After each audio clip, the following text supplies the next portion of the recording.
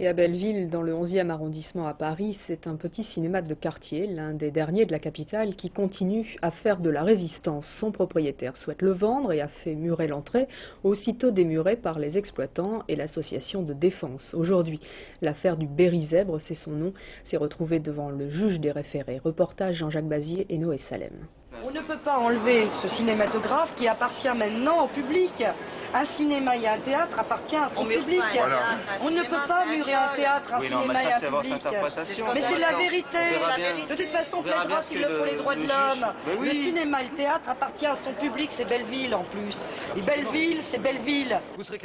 Les plaidoiries ont débuté avant même que les protagonistes entrent dans la salle d'audience. Il est vrai que tous se connaissent depuis longue date, c'est le 5e procès, nouveau chapitre d'une histoire qui s'appelle l'aventure du Berry-Zèbre. Minuscule cinéma de Belleville, devenu symbole d'une lutte pour défendre la culture de quartier.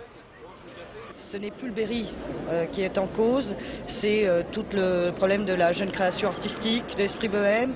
Paris ne sera jamais Paris sans les artistes.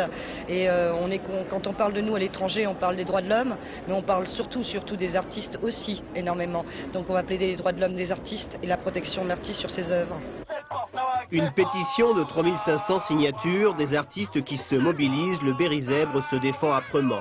Il vient même de trouver un allié de poids, la mairie de Paris. Elle essaye de trouver une solution et pourquoi pas de racheter les locaux et en faire un espace culturel. Des études sont en cours, il reste à convaincre le propriétaire de bien vouloir vendre. Il semble moins obstiné qu'au début de l'affaire.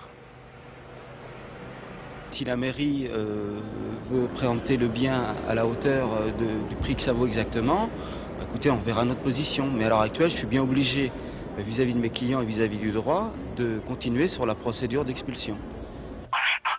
Dans une dizaine de jours, l'avenir du Berry-Zèbre devrait s'éclaircir. Toutes les parties vont se réunir avec la volonté d'aboutir. En attendant, comme chaque soir, il y aura spectacle au Berry-Zèbre dès 20 h.